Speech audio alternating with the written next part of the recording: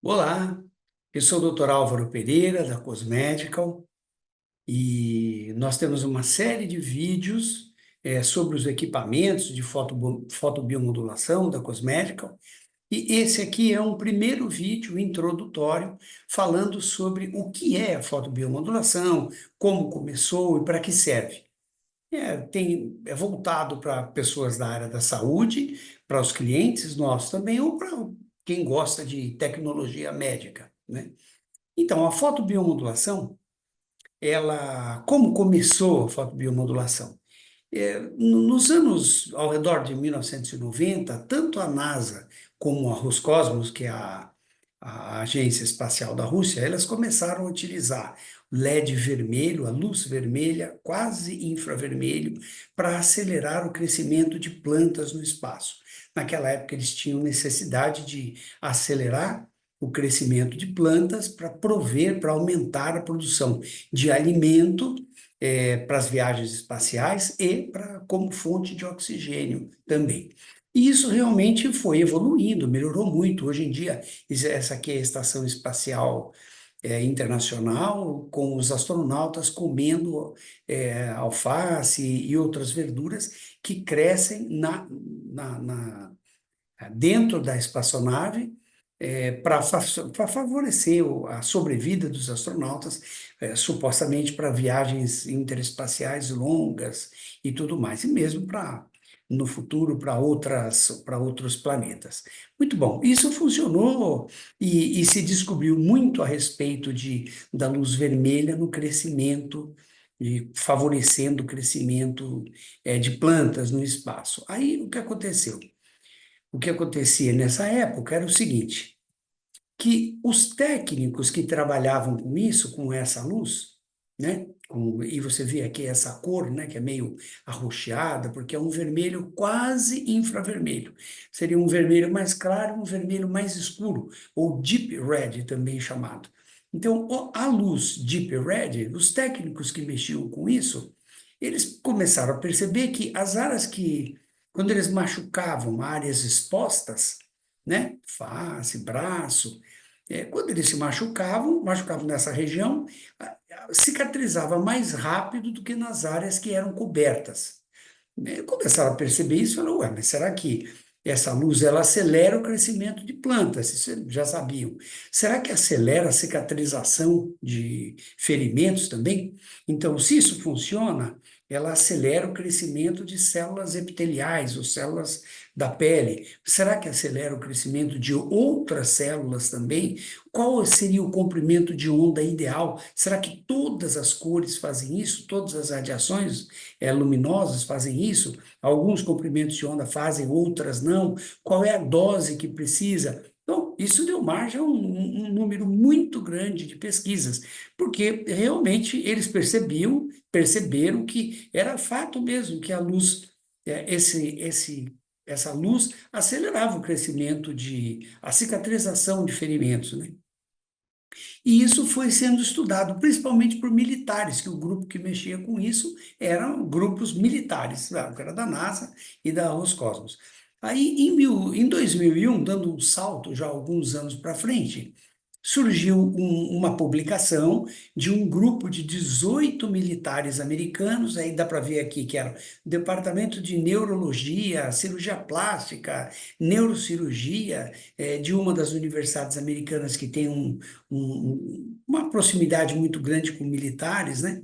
E do hospital de Wisconsin, Milwaukee, um hospital infantil. Todos eles eram do Dental Battalion Support americano, da Marinha de Guerra, Geórgia, Virgínia, Esquadrão de Submarinos, a Califórnia, e da NASA, do Alabama, né? Então, era um grupo totalmente não vinculado a interesses econômicos, não estavam defendendo equipamento nenhum, era uma pesquisa mesmo, né? Absolutamente no termo real, né? E eles chegaram à seguinte conclusão, às seguintes conclusões.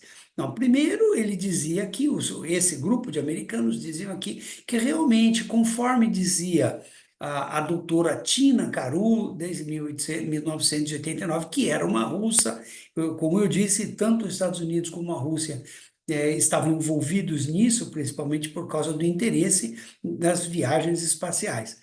E aí eles perceberam que, utilizando luz vermelho 630 nanômetros, 670, 730, 880 nanômetros, que é um vermelho mais claro, um vermelho mais escuro, quando eles irradiavam cultura de células com esses comprimentos de onda, realmente acelerava o crescimento de células diferentes, como fibroblastos, osteoblastos, que é célula do osso, né? Fibroblasto é o que faz colágeno, osteoblasto é o que faz osso, células musculares, né? Acelerava o crescimento de células musculares.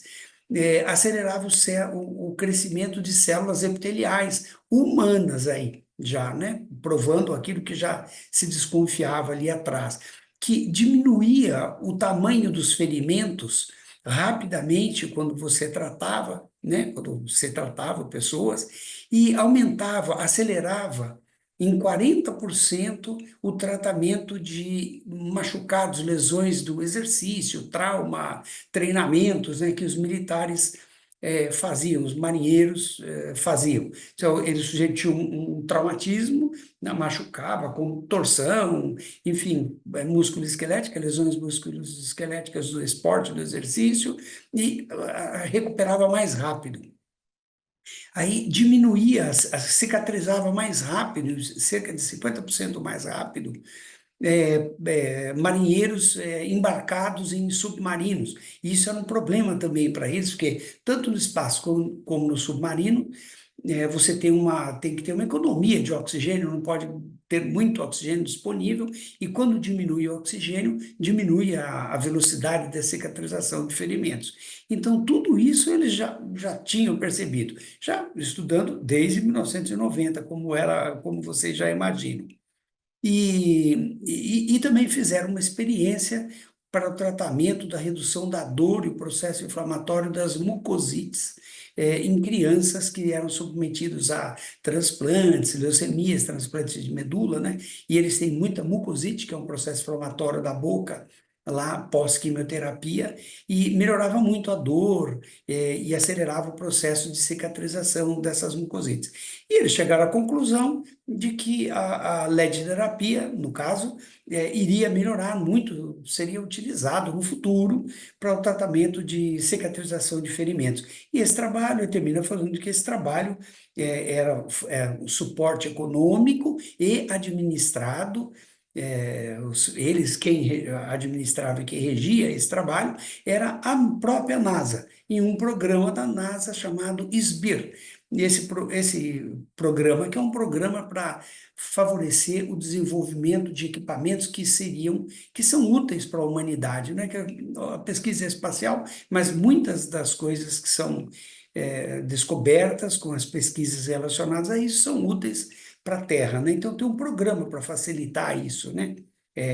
Você pode entrar lá, tem vários equipamentos ou produtos que são possivelmente desenvolvidas no mundo em função das pesquisas espaciais. Esse aparelho que vocês estão vendo aqui, estão vendo que tem um militar aqui, né?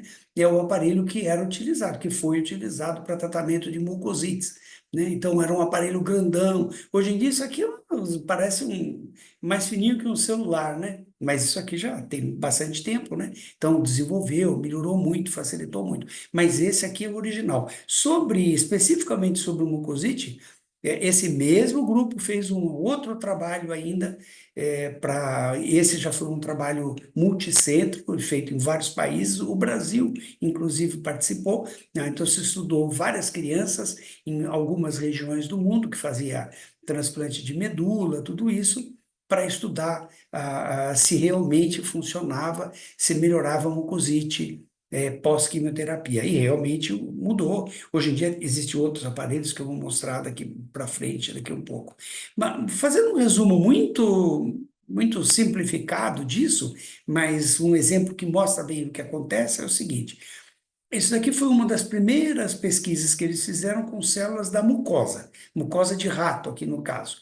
Ele pegava o ratinho, enfia um cotonete na boca do ratinho, Aí pega um meio de cultura, uma placa de Petri, e semeia. Passa aqui assim o cotonete de um lado, passa o cotonete do outro lado, e aí você deixa células aqui, né, da mucosa do rato. E aí deixa crescendo. A célula de revestimento, mucosa, de pele também faria isso, ela vai crescer até encontrar outra. Né, até encontrar outro lado, porque ela, supostamente ela tem que revestir isso daqui, né? Funciona como se tivesse um buraco aqui no, na pele, ou no caso, na boca, na mucosa. Aí, quando você semeia, elas crescem. E depois de uma semana aproximadamente, se você não irradiar, cresceu esse tanto, né? Aí, se você irradiar meio joule por centímetro quadrado de luz vermelha, 660 nanômetros, cicatrizou esse tanto, né? Cresceu esse tanto de células. Mas já dá para ver que cresceu bem mais do que aqui, né? E se forem 3 joules por centímetro quadrado, a quantia de energia que foi dada diariamente, ela crescia mais ainda. Eu posso garantir para vocês que se fosse 5 joules, seria melhor ainda, teria fechado completamente aqui. E se fosse 30, 40 joules, então voltaria para isso aqui, né? Voltaria à estaca zero, ou um pouco mais de energia ainda, ainda mais, aí nem células teriam aqui. Se você der a quantia certa de energia, você estimula as células a trabalharem melhor. Se você der mais energia, você causa uma lesão. E se você der muita energia, você destrói. Às vezes isso é útil, às vezes isso não é útil. Então, os lasers, por exemplo, para rejuvenescimento ou para tratamento de lesões de pele, eles matam aquelas células, a quantidade de energia, claro, é muito maior. Mas isso traduz o que é a fotobiomodulação. A fotobiomodulação é um estímulo com a luz vermelho e infravermelho, tem que ser bem um comprimento de onda bem certinho ali, num determinado volume de energia, você estimula essas células para que elas trabalhem mais, melhor, para que elas cumpram melhor as suas funções. E várias células respondem a isso.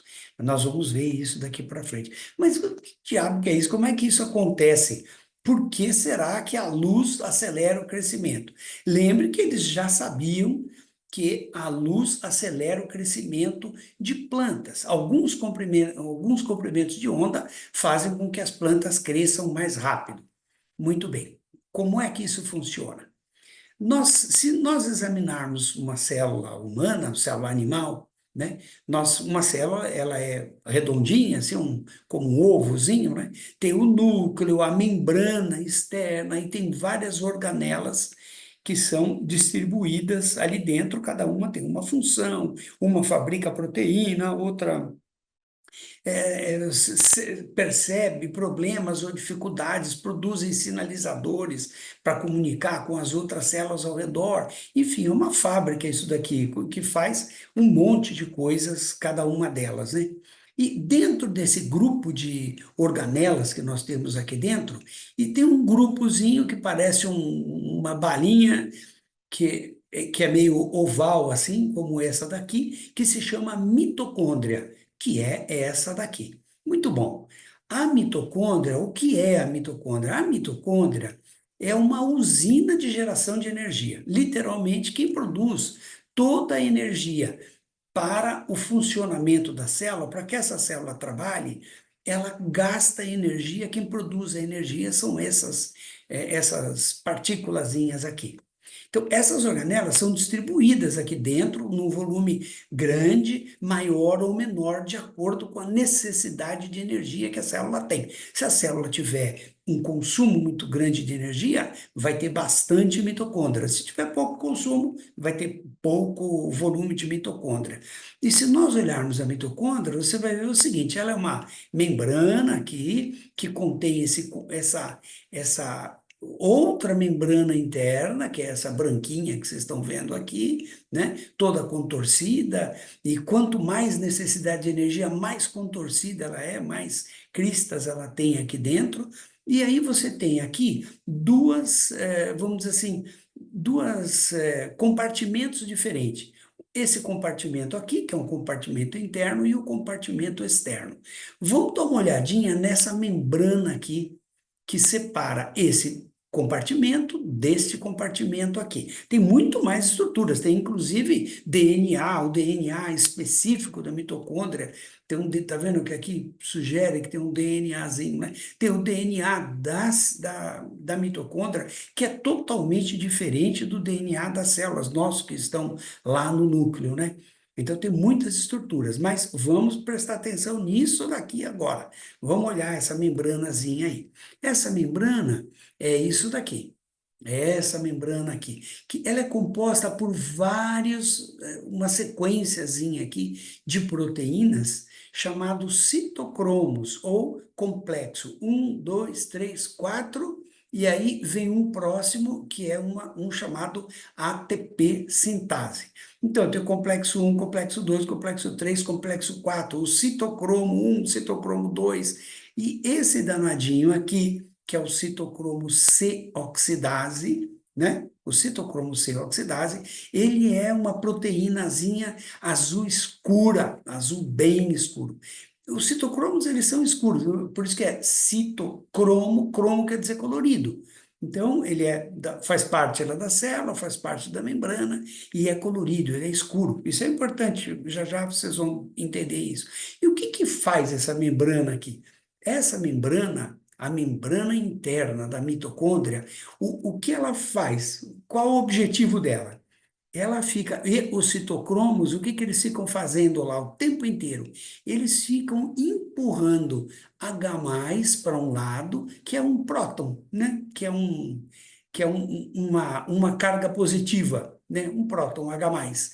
Elas ficam enchendo o lado de dentro de H+, e enchendo, bombeando elétrons para o outro compartimento.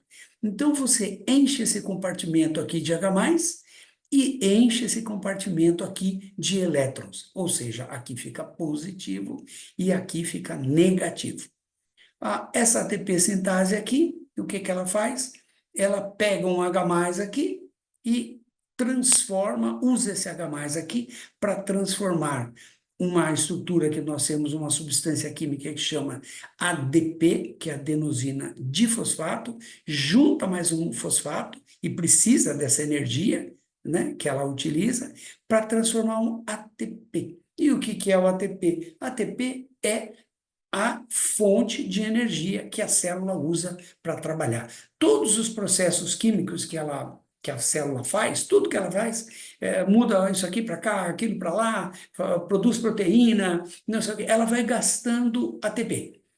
Determinada coisa gasta 3, 4, 5 ATPs, outra gasta 2, 3, menos energia. Seria como o consumo de energia de um ferro elétrico, uma máquina de lavar e um aparelhozinho eletrônico pequeno lá.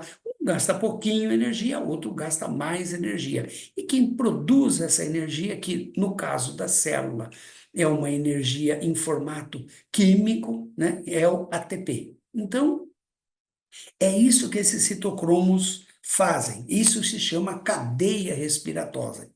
Cadeia respiratória. E já se descobriu há bastante tempo, isso foi há muito tempo, porque é parecido com o que acontece com as plantas. Isso foi descoberto já há muito tempo, então não foi difícil chegar a essas conclusões que eu vou mostrar para vocês aqui, porque já existiam modelos bioquímicos anteriores, né, que foram que os americanos e russos utilizavam lá antes do ano 2000. Então, o citocromo C oxidase, no caso específico, que é aquele complexo 4, o citocromo C oxidase é o alvo, é o cromóforo também a gente chama, para a luz vermelho e infravermelho. O que quer dizer isso? Tem um objeto que é azul escuro, um objeto azul. Por que que ele é azul? Ele é azul porque quando você olha para ele, ele reflete é, a luz azul. Por isso que você enxerga ele azul, porque ele está refletindo a luz azul. Você ilumina com uma luz branca, ele reflete a luz azul e você vê o azul. Falei, ué, mas quando você joga uma luz lá, digamos a luz branca, que tem vários comprimentos de onda, o que que ele fez com a outro comprimento de onda? Ele absorveu. Então, ele absorve a luz vermelha e reflete a luz azul. É exatamente isso que acontece. Por isso que o citocromo C oxidase aqui está bonitinho, pintadinho de azul, com esse sentido, esse significado. Porque ele absorve a luz vermelha. Alguns comprimentos de onda ele absorve. Isso tem estudos bem específicos para dizer qual é o comprimento de onda que aquela estrutura absorve mais. Então, não tem dúvida que o citocromo C absorve um comprimento de onda entre o vermelho e o infravermelho e que isso aumenta a produção de ATP dentro da célula. O citocromo C é esse bonitão aqui, ó, parece uma bailarina de carnaval, todo cheio de curvas para lá e para cá, uma estrutura grande, na verdade. E ele tem dois átomos de cobre e tem também dois átomos de ferro que participam desse processo. Esses dois cobres aqui é que dão essa característica azulada dele, azul escura. E o cobre e o ferro, eles são bons condutores elétricos. Lembra que tem que conduzir o elétron para lá e para cá? Então, precisa ser uma estrutura que conduza a estrutura, o próton para lá e para cá. Borracha, por exemplo, não conduz eletricidade. Se você usar um metal, fio, por exemplo, fio de elétrico, do que é feito? Feito de cobre, né? Ferro também é condutor. Mas os dois cobres aqui é que são os importantes da história aí. Então, quando você aumenta essa energia, né? Quando você dá um determinado volume de energia, essa célula, essas mitocôndrias, elas absorvem essa energia, você excita elétrons lá dentro e prótons e distribui esses elétrons e esses prótons para um lado e para o outro lado dessa membrana, e isso, como consequência, aumenta aqui dentro o volume de ATP, que depois vai sair para fora e vai ser distribuído para toda a célula. Então, você aqui aumentou a produção de ATP, o ATP sai e é distribuído para toda a célula naquela região. E não é só isso. Eles estudaram mais do que isso. Isso é facinho de medir. Você pega uma cultura de célula e mede lá qual é o volume, tem medidores específicos, substâncias que você dosa para dosar, né? Como dosar a glicemia, dosar qualquer outro produto, né? Você dosa o volume de ATP, a quantidade, a dosagem de ATP, aí você irradia aquelas células e mede de novo. Se aumentou a produção de ATP, é porque a luz aumentou a produção de ATP. Então, além do ATP, aumenta também a produção de óxido nítrico, porque o óxido nítrico se libera de várias estruturas lá dentro da mitocôndria, faz parte do processo. E o óxido nítrico é uma substância altamente vasodilatadora, é um potente vasodilatador, o que favorece a distribuição de nutrientes, né? Porque você causa uma vasodilatação ao redor da célula. Então, quando tem a vasodilatação, aumenta o volume de alimentos, nutrientes, oligoelementos, oxigênio, para ser utilizado pela célula. Então, você nutre a célula com a vasodilatação, você aumenta a energia, existe também um aumento de espécies reativas de oxigênio, que estimulam cadeias proteicas, que eu já vou mostrar, e isso faz com que a célula tenha várias alterações bioquímicas dentro dela. Esses efeitos incluem um aumento da permeabilidade da membrana, né, facilitando a entrada de substâncias para dentro da célula, aumento da atividade do RNA mensageiro, ou seja, estimula a produção de proteínas. Né? A célula, todas as células, o que elas fazem? Elas fazem algumas proteínas. A célula do cabelo faz uma proteína que é a do cabelo. A célula do fígado faz enzimas do fígado, proteínas do fígado. A célula do osso, ela fabrica proteínas. É uma proteína que gruda cálcio, mas é sempre uma proteína, né? Então, quando você estimula aquela célula, ela faz mais aquilo que ela sabe fazer, né? Ela não vai saber, ela não vai fazer uma coisa que a outra faz, ela vai fazer o que ela sabe fazer, mas ela vai fazer mais e melhor, com uma produção acelerada.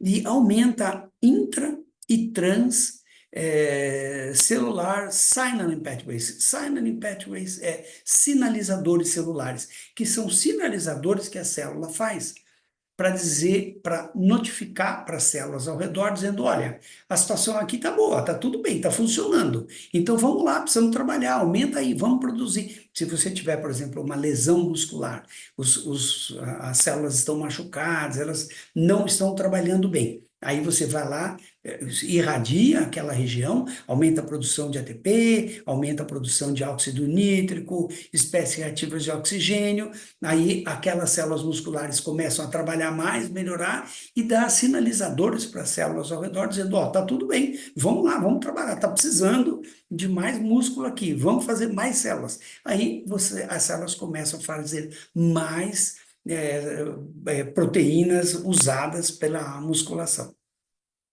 Então, uma descrição do que a fotobiomodulação faz dessas células foi dada pela Tina Karu, que é aquela mesma russa que vocês ouviram, que é uma das pioneiras dos estudos de fotobiomodulação, e ela fala isso, que com mais energia e nutrientes, as células alcançam uma condição otimizada para performar as suas funções. Essa descrição é bem usada, porque também em respeito à doutora Tina Karu, porque ela é uma das mais conhecidas pessoas relacionadas a isso. O que que vocês conhecem do nosso cotidiano, do dia a dia, e que então a membrana fica lá bombeando carga positiva para um lado e carga negativa para o outro. O que que vocês conhecem que é assim? Que é carga positiva de um lado, carga negativa do outro, umas membranas separando isso. As pilhas. As pilhas é isso. A pilha não tem um polo positivo e um polo negativo. Então, literalmente, o que a fotobiomodulação faz é recarregar a pilha da célula, né? Então, isso também mostra bem, isso é uma ideia bem que a gente consegue interpretar bem, mesmo quem não é da área da saúde, consegue entender o que está acontecendo dentro da célula. Você literalmente bota uma pilha nova no brinquedinho, e o que o brinquedinho faz? Trabalha mais rápido, mais forte, não é? Isso parafraseando uma propaganda que todo mundo já viu na televisão. Então, se a mitocôndria tecidos que tenham mais mitocôndrias. Por exemplo, isso aqui é uma célula com um número grande de mitocôndrias aqui. Esse é o desenho quer dizer isso. Isso aqui é uma célula que tem poucas mitocôndrias. Então, alguns tecidos têm mais mitocôndrias e outros têm menos mitocôndrias. Tecidos que trabalham mais, que têm uma atividade maior, que tem um turnover de células, as células se repõem com muita velocidade, elas têm mais mitocôndria. E outras que se produzem menos, com uma velocidade menor, por exemplo, a córnea. A córnea do olho é uma estrutura que não faz muita coisa, ela só deixa a luz entrar só. Então ela não precisa trabalhar muito, não tem movimento, não precisa ser substituída, aquela quietinha lá. Então ela tem pouca mitocôndria. Então ela vai sofrer baixa influência da fotobiomodulação. Essas células aqui mais. Então, a córnea, tendão, a cartilagem, mesmo o osso, que não é reposto com tanta facilidade, eles têm menos mitocôndria. Mas, se eles estiverem, por exemplo, num processo inflamatório, aí, no processo inflamatório, ou quando você corta, machuca, que precisa cicatrizar essa região aqui, ou num processo inflamatório, todos eles, processo inflamatório agudo ou crônico, doenças inflamatórias crônicas, tem várias, né? Ou ferimento, cicatrização, ou a mucosa, o tecido mucoso, sabe que o tecido da mucosa, de toda a mucosa, né? Ele se reproduz com uma velocidade muito grande, depois de uma semana aproximadamente, todas as células mucosas foram substituídas. Na pele leva cerca de 30 dias, né, para você repor as células, e na mucosa uma semana. Ou seja, essas células têm um volume de mitocôndria muito grande. Então, todos esses tecidos, eles respondem muito bem à fotobiomodulação, muito bem. Outro exemplo que responde muito bem São os cabelos, pelos. Porque o cabelo ele cresce muito. O cabelo cresce cerca de 1 centímetro por mês, aproximadamente, sempre, direto, o tempo inteiro. E ele, nas doenças que causam alopecia, existe uma apoptose do cabelo. O que que é apoptose? A apoptose é uma morte progressiva da célula. A célula vai atrofiando, vai enfraquecendo, vai perdendo a capacidade funcional, vai trabalhando menos, ou no envelhecimento também é assim. A célula vai trabalhando menos, menos, menos, menos, e ela acaba morrendo. Esse processo de degeneração se chama apoptose ou morte celular. Então, os cabelos e as unhas também respondem muito bem. Por isso que existem muitos aparelhos para o cabelo. O cabelo, vamos dizer assim, é o principal, dentre todos os tratamentos, o cabelo foi um dos primeiros que apareceu. As doenças inflamatórias também. Mas por quê? Porque se esperava que funcionasse bastante com o cabelo, né? Aparelhos para acelerar o crescimento da unha não existe no mercado, mas por um desinteresse mesmo, porque não tem tanto interesse nisso. Apesar que tem pessoas que têm o enfraquecimento da unha, né? Mas não existem aparelhos até hoje para acelerar o crescimento das unhas. E o cérebro? O cérebro também, o tecido neurológico todo, neurônios, células da glia, células do cérebro todas, elas têm um volume muito grande de mitocôndrias. O cérebro gasta muita energia, muita. As células não se reproduzem, mas elas trabalham muito. Então, tanto é que o consumo de oxigênio do cérebro é muito grande, né? Se você amarrar o braço e não deixar chegar sangue no braço, se ficar muito tempo parado lá, né, sem sangue, os tecidos vão sofrer, eles sofrem, sofrem, sofrem, sofrem, mas não vão morrer. Agora, os neurônios vão morrer. E se você parar de respirar, por exemplo, uma pessoa treinada consegue mais, mas se a gente, normalmente, pessoas normais, se ficar 3 minutos sem respirar, morreu. Parou de chegar o oxigênio lá dentro, pronto, o cérebro não aguenta, porque o volume, o consumo de energia e oxigênio do cérebro é muito grande. Opa, então fotobiomodulação deve funcionar muito bem. Só que fotobiomodulação para o cérebro, ela tem uma limitação que é o crânio, né? Os ossos que dificultam a passagem da luz lá, até lá. Então, isso deu mais trabalho para desenvolver equipamentos para atuarem no cérebro. Demorou mais, até hoje, já se estuda há 10 anos, mas hoje em dia é que os aparelhos finalmente foi solucionado esses entraves todos que existiam para o tratamento de problemas cerebrais. Bom, e isso, claro, depois disso tudo que eu estou falando, a partir dos anos 2000, começaram a surgir aparelhos para tudo. Odontologia usa muito para cirurgia odontológica, para movimentação ortodôntica, principalmente para cirurgia mesmo, né? Para coisas que são muito dolorosas, remoção do terceiro molar, para várias outras coisas. Para reumatologia é usado bastante também, esses aparelhos específicos para eles, para dermatologia, para acne, para ortopedias, aqui no caso para cirurgia de mão, trauma, lesão, cirurgia, processos inflamatórios crônicos, é muito usado em tratamentos estéticos também, na dermatologia, para o rejuvenescimento, para deixar a pele mais bonita. Como eu disse, as células, à medida que a gente vai envelhecendo, as células vão diminuindo as suas funções, elas vão trabalhando menos. Aí você vai lá e recarrega a pilha da célula e ela trabalha melhor um pouco e você adia esse processo do envelhecimento. O cabelo também, um dos primeiros equipamentos que apareceram foram equipamentos para o tratamento de queda de cabelo, da alopecia androgenética. Hoje em dia é usado para quase todas as alopécias, se usa fotobiomodulação. Claro que os aparelhos são diferentes, dependendo da necessidade, de como é utilizado.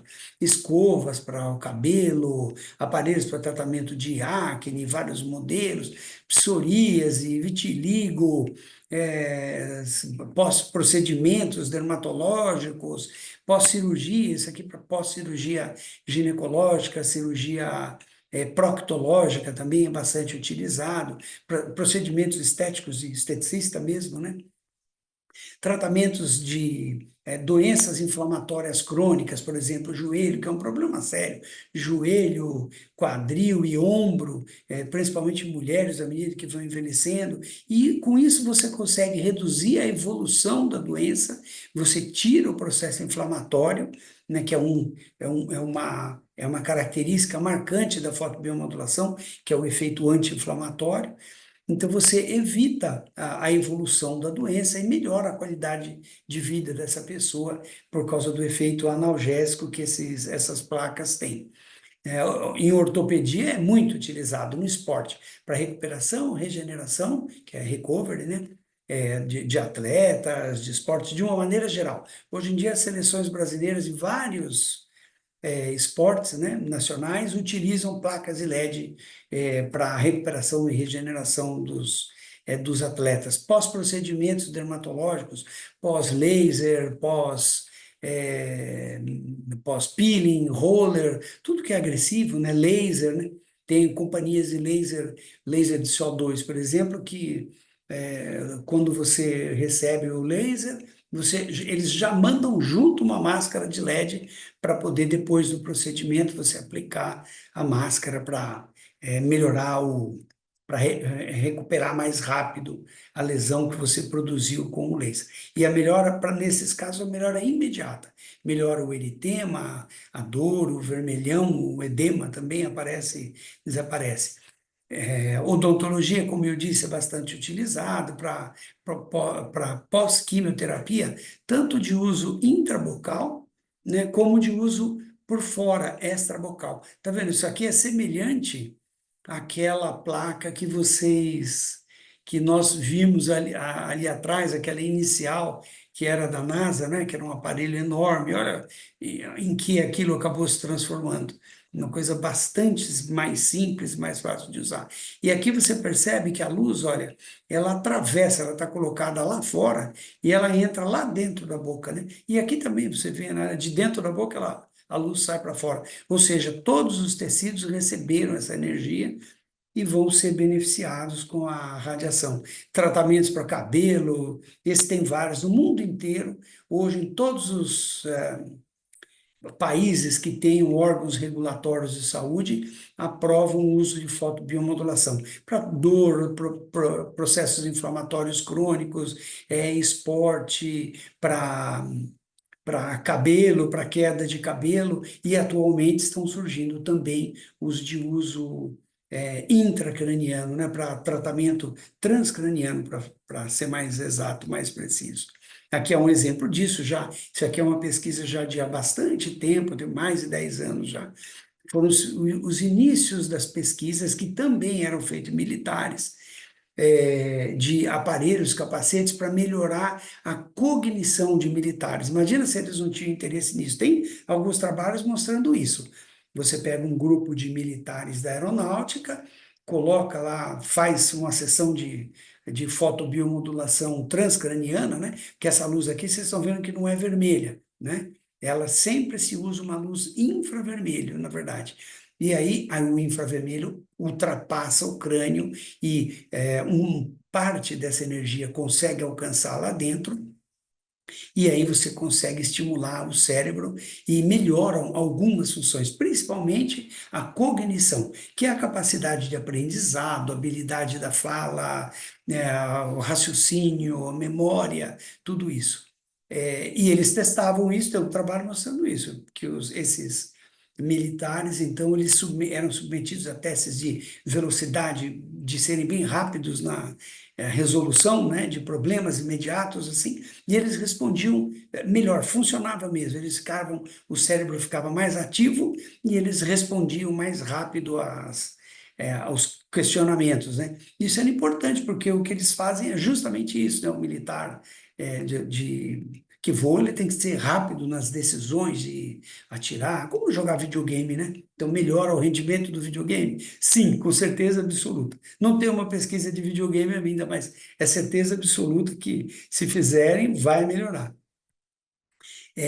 Então, mas sempre para cognitivo, né? Quando é para cognitivo, sempre como vocês estão vendo aqui, ó, você não vê a luz vermelha. Aqui tem dois sinaizinhos vermelhos aqui. Aqui também tem, se fosse com um celular, assim você perceberia que é um pouquinho colorido, mas isso daqui é tudo infravermelho. Então, é diferente dos outros lá que eram vermelhos para o cabelo, né? Então, para o cabelo vermelho, que não penetra tão fundo e é mais eficiente para o cabelo, e esse aqui é infravermelho, que não é tão eficiente para o cabelo, mas consegue penetrar lá no cérebro e acaba tendo uma vantagem muito grande em relação a isso.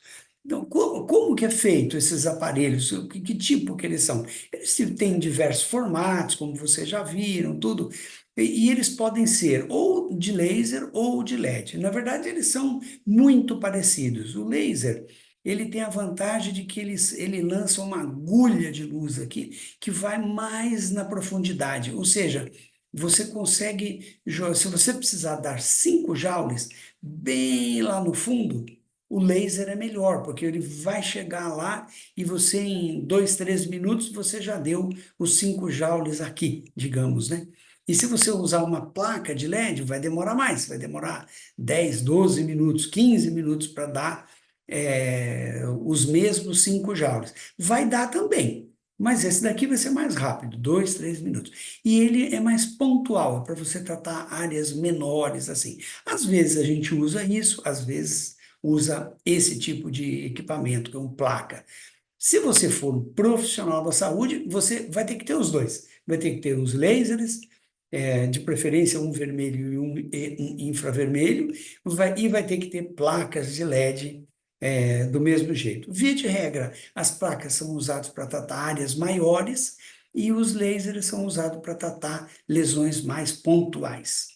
Por exemplo, você tem lá uma lesão do ligamento quadrado do joelho, então, aí você vai usar um laser que chega melhor lá, 2, 3 minutos você irradiou aquele ligamento. Claro que precisa de um profissional e você precisa saber exatamente quanto vai usar do aparelho. E esses aqui que são mais simples, no sentido de que eles têm menos risco e a energia é espalhada melhor, então eles podem ser utilizados em casa também. Também custam bem mais barato que esses, então esses são muito utilizados para tratamento domiciliar.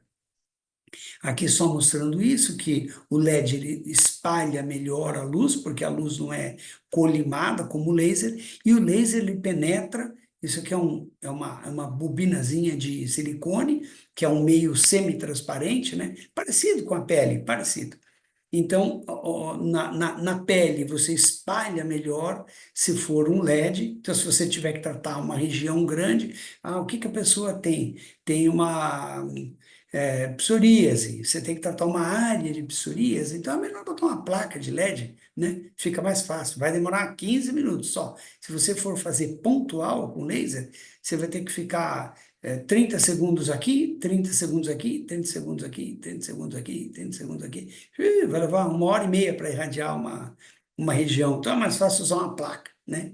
E as placas de LED, em geral, elas ainda, que isso é uma coisa que tem acontecido muito nos últimos anos, a associação de LEDs também acabou sendo importante. Quer dizer, você usa LEDs de 2 ou 3 comprimentos de onda diferentes. Se você sabe que o 630 é bom, o 660 é bom, mas precisa também de um 830, porque tem lesões mais na profundidade, principalmente na ortopedia, isso é utilizado, porque as lesões, elas não estão aqui ou aqui, elas estão em tudo, numa grande área, né? Então você associa 3 comprimentos de onda diferente, um pouco haja aqui, um pouco haja aqui, um pouco haja aqui, né? Então essa associação com o LED é mais fácil, além da facilidade do uso domiciliar. Bom, é importante saber também que todos os órgãos regulatórios do mundo inteiro, em países que têm órgão regulatório, né, os países desenvolvidos todos aprovam fotobiomodulação para tudo. O FDA, que é a Anvisa americana, mas a Anvisa também é o mesmo perfil, o FDA aprovou em 2007 a primeira aprovação de fotobiomodulação, que naquela época chamava LLLT. Lembra que eu disse que fotobiomodulação também antigamente era chamada de LLLT. Low Level Laser ou Light Therapy. Foi aprovado para uso em doenças do túnel do carpo. O túnel do carpo é uma região que sempre tem problema de dor, dor crônica, aler também é bastante utilizado. Então, foi aprovado desde 2007. Em 2011, foi aprovado para uso de alopecia androgenética.